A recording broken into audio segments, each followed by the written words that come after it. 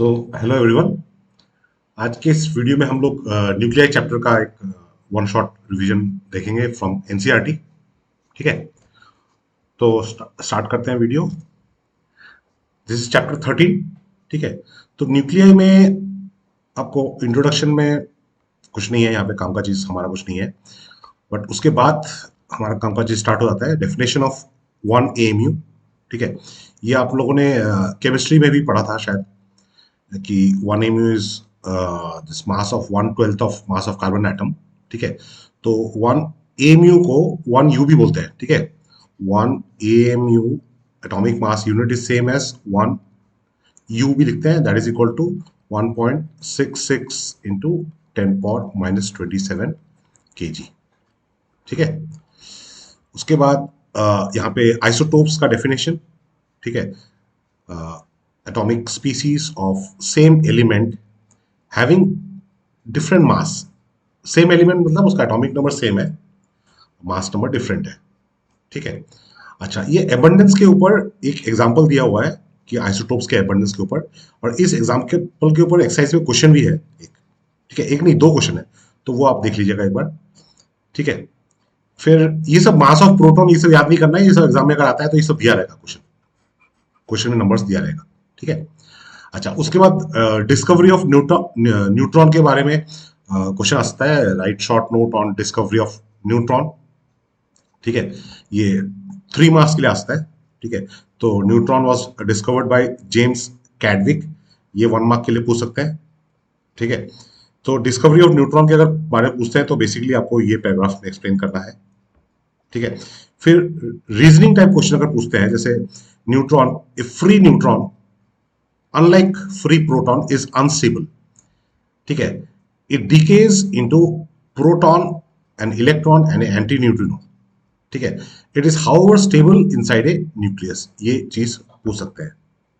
ठीक है, फिर ये जो न्यूक्लियन क्या होता है, न्यूक्लियन होता है number of protons plus number of neutron. ठीक है, उसको मास नंबर भी बोलते हैं। ठीक है, न्यूक्लियन का मतलब ही मास नंबर है। ठीक है, अच्छा, ये जो रिप्रेजेंटेशन करते हैं हम लोग, एक्स एलिमेंट को जैसे रिप्रेजेंट करते हैं, यहाँ पे एक्स ऊपर ए नीचे जेड, ए हो गया आपका मास नंबर, जेड हो गया आपका number of protons, that is atomic number. ठीक है, तो यहाँ पे आपको जैसे एग्जांपल दिया हुआ है, तो आपको कुछ ऐसा क्वेश्चन दे देंगे कि एक एलिमेंट दे देंगे और पूछ लेंगे कि इसमें प्रोटॉन्स कितने हैं, न्यूट्रॉन्स कितने हैं। ठीक है, अच्छा, उसके बाद आपके कुछ एडिशनल और डेफिनेशंस हैं, जैसे आइसोबार हो गया। ठीक है, nuclides with same mass number. ठीक है, फिर आइसोटोन्स हो गया, nuclides with same number of neutrons. ठीक है, एंड डिफरेंट एटॉमिक नंबर, उनको बोलते हैं, क्या बोलते हैं, आइसोटोन्स। ठीक है, अच्छा, उसके बाद आगे हम लोग साइज ऑफ न्यूक्लियस, तो उसमें ये रेडियस का एक्सप्रेशन, इसके ऊपर न्यूमेरिकल भी पूछ सकते हैं, R equal to R not A power 1/3। R not का वैल्यू क्या है, 1.2 फर्मी, 1.2 इंटू 10⁻15 मीटर। ठीक है, ये प्रूव करने के लिए आता है कि न्यूक्लियर डेंसिटी कांस्टेंट है सबके लिए।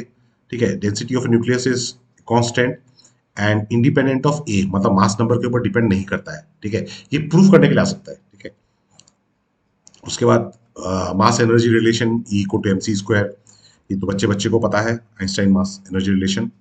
Binding energy, nuclear binding energy के बारे में पूछ सकते हैं। ठीक है, अनदर इंपॉर्टेंट क्वेश्चन यहाँ से आ सकता है, 1 मार्क का क्वेश्चन आता है। मास डिफेक्ट का डिफिनेशन आता है। ठीक है, difference in mass of nucleus and it's constituents is called mass defect. ठीक है, तो मास डिफेक्ट को हम लोग रिप्रेजेंट कैसे करते हैं, delta M is equal to Z M P plus A minus Z. A minus Z मतलब नंबर ऑफ न्यूट्रॉन्स हो गया, number of neutrons into mass of neutron. ठीक है, minus mass of the nucleus. ठीक है, फिर nuclear binding energy EB is equal to mass defect delta M into सी²।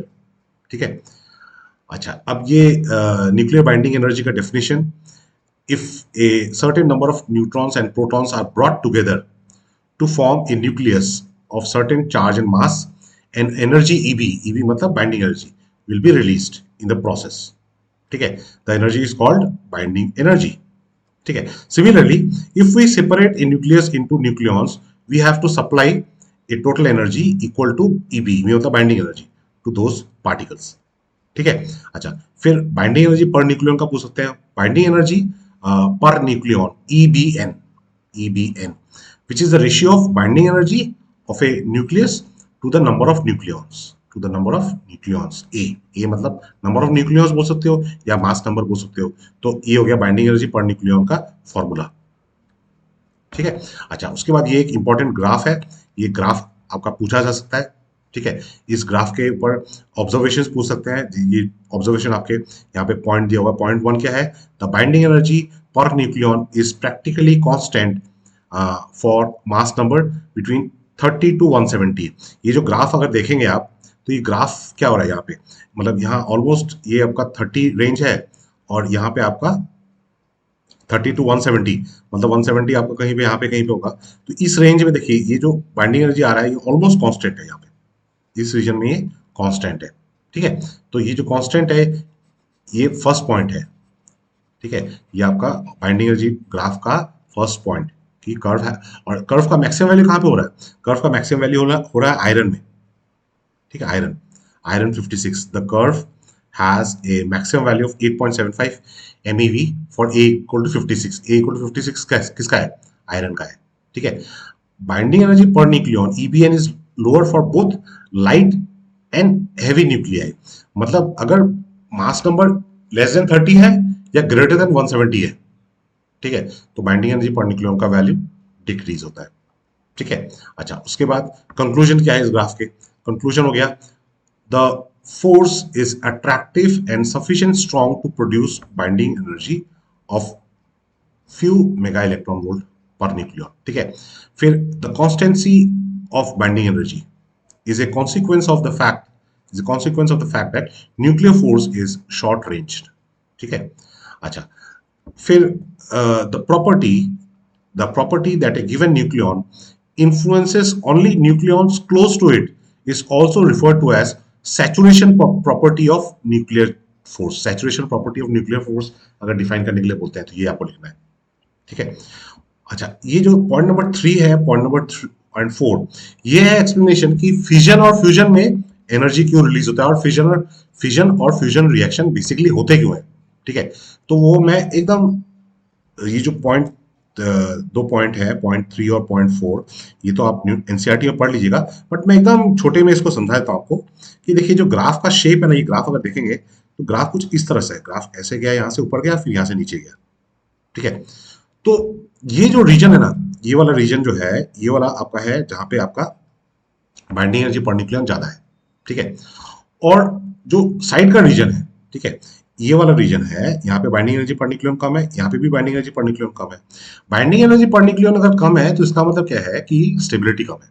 ठीक है, तो अब यहाँ पे इस साइड में अब क्या हो रहा है कि यहाँ पे अगर दो लाइट एलिमेंट है, ठीक है, दो लाइट एलिमेंट है, ये अगर कंबाइन होके एक हैवी एलिमेंट फॉर्म करेंगे तो उसका मास नंबर इंक्रीज हो गया ना, इस साइड में मास नंबर इंक्रीज हो रहा है, इस डायरेक्शन में आपका देखिए ये एक्सिस जो है यहाँ पे मास नंबर इंक्रीज होता है इस डायरेक्शन में। ठीक है, तो यहाँ से आप मास नंबर जब इंक्रीज होगा तो बाइंडिंग एनर्जी पर न्यूक्लियन बढ़ गया तो स्टेबिलिटी बढ़ गया। यहाँ पे क्या हो रहा है कि हैवी न्यूक्लियस अगर है, हैवी न्यूक्लियस वो स्प्लिट होगा तो दो लाइट न्यूक्लियस या दो या तीन फॉर्म किए तो उनका मास कम हो जाएगा। तो इस साइड पर अगर आप है 170 से ज्यादा आपका मास है तो जब वो स्प्लिट होगा तो वो लाइटर न्यूक्लियर फॉर्म करेगा, तो लाइटर न्यूक्लियर जब फॉर्म करेगा तो फिर वो इस साइड इस रीजन में आ जाएगा।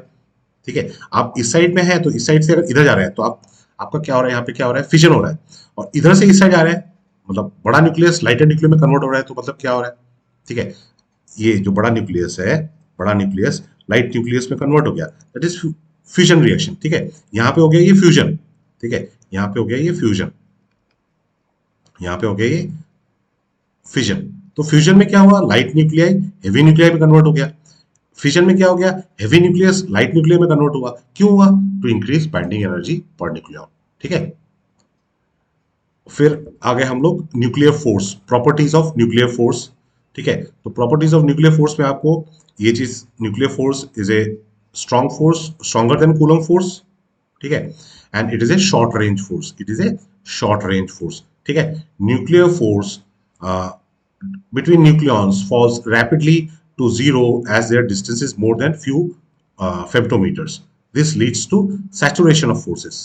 ठीक है, saturation of forces मतलब न्यूक्लियर फोर्स आपको दो चीज बतानी है, एक चीज है कि वो स्ट्रॉन्ग फोर्स है, स्ट्रॉन्गर देन कूलम फोर्स, और दूसरा है it is a short range force. ठीक है, फिर nuclear force between neutron neutron, proton neutron and proton proton is approximately the same. ठीक है, तो इसका मतलब क्या है, nuclear force does not depend on charge, charge के ऊपर डिपेंड नहीं करता है। ठीक है, नेक्स्ट आ गए हम लोग रेडियो एक्टिविटी। किन्होंने किन्होंने सबसे पहले ऑब्जर्व किया था, बेक्वेरेल ने ऑब्जर्व किया था। ठीक है, तो रेडियो एक्टिविटी का डेफिनेशन क्या है, it is a nuclear phenomena in which unstable nucleus undergoes decay. ठीक है, that is emission of alpha beta gamma particles. ठीक है, टू एक्वायर मोर स्टेबिलिटी। तो तीन टाइप्स के डीके यहाँ पे दिए हैं, alpha decay, alpha decay, beta decay. ठीक है, beta decay and gamma decay.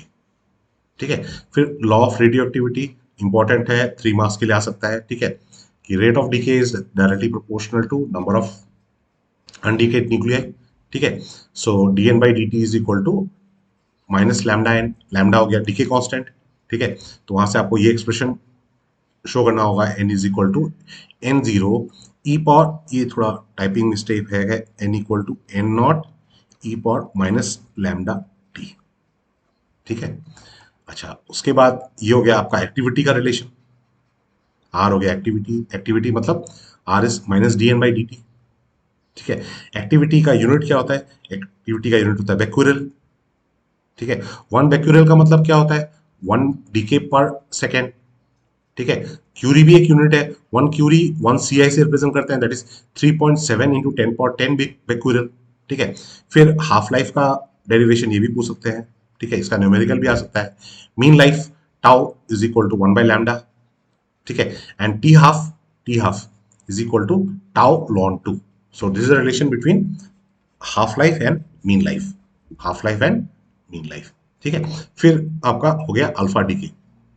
ठीक है, अल्फा डीके, अल्फा डीके कि मैं ये इक्वेशन, अगर ये इक्वेशन है अल्फा डीके का।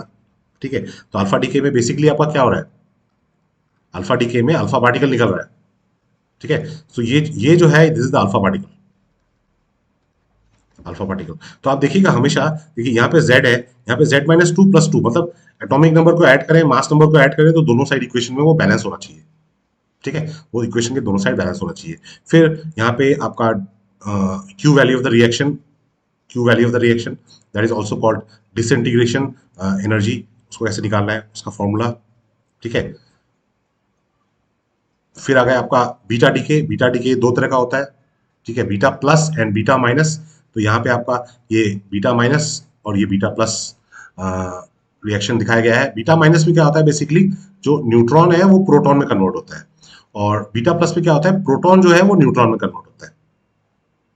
ठीक है, अच्छा नेक्स्ट हो गया आपका गामा डीके। ठीक है, गामा डीके में क्या है कि when the nucleus is in excited state, it can make a transition to the lower energy state by emission of electromagnetic radiation. Gamma ray क्या होता है, गामा रे बेसिकली ये फोटॉन से होते हैं। ठीक है, तो मतलब जब किसी किसी न्यूक्लियस का अल्फा या बीटा डीके जब होता है ना, तो जो डॉटर न्यूक्लियस फॉर्म होता है वो एक्साइटेड स्टेट में होता है। ठीक है, तो वो एक्साइटेड स्टेट से जब वो ग्राउंड स्टेट में आता है, ठीक है, एक्साइटेड स्टेट से ग्राउंड स्टेट में जब आता है, तब वो फोटॉन्स एमिट करता है। तो इन्हीं फोटॉन्स को गामा पार्टिकल्स बोलते हैं, और इसी प्रोसेस को बोलते हैं गामा डीके। ठीक है, किसी भी एलिमेंट का जब अल्फा या बीटा डीके हुआ, तो जो न्यूक्लियस फॉर्म हुआ वो एक्साइटेड स्टेट में है, वो एक्साइटेड स्टेट से जब ग्राउंड स्टेट में आया तो गामा डीके हुआ। ठीक है, फिर न्यूक्लियर एनर्जी, न्यूक्लियर एनर्जी में आपका फिजन और फ्यूजन रिएक्शन आएगा। फिजन किसने सबसे पहले ऑब्जर्व किया था, एनरिको फर्मी ने किया था। ठीक है, न्यूक्लियर रिएक्टर कैसे काम करता है, न्यूक्लियर रिएक्टर के ऊपर 5 मार्क्स का क्वेश्चन या 3 मार्क्स का क्वेश्चन भी पूछ सकते हैं। ठीक है, the the chain reaction can be controlled and rapid. तो न्यूक्लियर बॉम्ब में अनकंट्रोल्ड एंड रैपिड। तो अनकंट्रोल्ड अगर न्यूक्लियर चेन रिएक्शन होता है तो उसको न्यूक्लियर बॉम्ब हो गया, और कंट्रोल्ड एंड स्टेडी है तो वो न्यूक्लियर रिएक्टर हो गया। ठीक है, न्यूक्लियर रिएक्टर में मॉडरेटर का क्या काम है, ठीक है, मॉडरेटर जो फास्ट मूविंग न्यूट्रॉन्स को स्लो करता है। ठीक है, slowing down the fast neutrons. ठीक है, क्या यूज करते हैं मॉडरेटर को, मॉडरेटर के हिसाब से वाटर यूज करते हैं, हैवी वाटर यूज करते हैं, ग्राफाइट यूज करते हैं। ठीक है, फिर यहाँ पे मल्टीप्लीकेशन फैक्टर के बारे में दिया हुआ है, के इज द मल्टीप्लीकेशन फैक्टर। ठीक है, मल्टीप्लीकेशन फैक्टर को हम लोग डिफाइन कैसे करते हैं, number of fission, number of fission ratio of number of fusion produced by given generation of neutrons to the number of fusions of the preceding generation. ठीक है, क्रिटिकल मतलब जो न्यूक्लियर रिएक्टर होता है उसमें के का वैल्यू 1 होता है, the operation of the reactor is said to be critical. ठीक है, क्रिटिकल मतलब कंट्रोल है, तो वो कब होता है जब के इक्वल टू 1 होता है। ठीक है, फिर सेफ्टी रॉड का क्या काम होता है? ठीक है, सेफ्टी रॉड, कंट्रोलिंग रॉड का क्या काम है, सेफ्टी रॉड का क्या काम है? ठीक है, फिर प्रेशराइज्ड वाटर रिएक्टर क्या होता है? ठीक है, प्रेशराइज्ड वाटर रिएक्टर, इसमें water is used both as moderator and as heat medium transfer. ठीक है, फिर आपका आ गया nuclear fusion. Nuclear fusion that is the reaction that takes place in star. ठीक है, तो यहाँ पे ये आपको एक्सप्लेन करने के लिए रास्ता है कि न्यूक्लियर फ्यूजन को थर्मोन्यूक्लियर रिएक्शन क्यों बोलते हैं। ठीक है, मतलब देखिए न्यूक्लियर फ्यूजन में क्या हो रहा है कि जो न्यूक्लियस है, न्यूक्लियस को हम लोग फ्यूज करा रहे हैं पास लाके। ठीक है, बट न्यूक्लियस में तो पॉजिटिव चार्ज होता है, तो पॉजिटिव चार्ज तो एक दूसरे को रिपेल करेगा ना। ठीक है, तो वो चीज उसको ओवरकम करने के लिए हमको बहुत ज्यादा टेम्परेचर लाना पड़ता है, so that they have enough kinetic energy and they fuse together. ठीक है, ये चीज यहाँ पे लिखा हुआ है। द प्रोसेस इज हिंडर्ड, मतलब हिंडर्ड कौन सा प्रोसेस, जो हम न्यूक्लियस को पास पास ला रहे हैं, by Coulomb repulsion, by Coulomb repulsion that acts to prevent the two positively charged particles from getting close enough to within the range of their attractive nuclear force and thus fusing। क्योंकि nuclear force तो एक short range force है। ठीक है, तो और attractive force है, तो वो इफेक्टिव कब होगा जब न्यूक्लियस बहुत पास आएगा। बट न्यूक्लियस पास कब आएगा जब वो कूलम फोर्स को ओवरकम कर सकेगा ना। So to penetrate this barrier, we need very high temperature and hence it is called thermonuclear reaction। thermonuclear reaction। ठीक है, फिर प्रोटॉन प्रोटॉन साइकिल एग्जाम में पहले पूछा गया है। प्रोटॉन प्रोटॉन साइकिल, सन में जो प्रोटॉन प्रोटॉन साइकिल होता है, तो इस प्रोटॉन प्रोटॉन साइकिल आता है तो आपको ये इक्वेशंस एग्जाम में लिखना पड़ेगा। ठीक है, ये इक्वेशन लिखना पड़ेगा और यहाँ पे 4 hydrogen atoms combine to form helium with a release of 26.7 MeV of energy. ठीक है, the energy generation in stars takes place via thermonuclear fusion. अगर पूछते हैं कि एनर्जी जनरेशन स्टार में एनर्जी जनरेशन कैसे होता है, so it is by thermonuclear fusion reaction. ठीक है, सो ये हो गया आपका न्यूक्लियर चैप्टर का रिवीजन। ठीक है।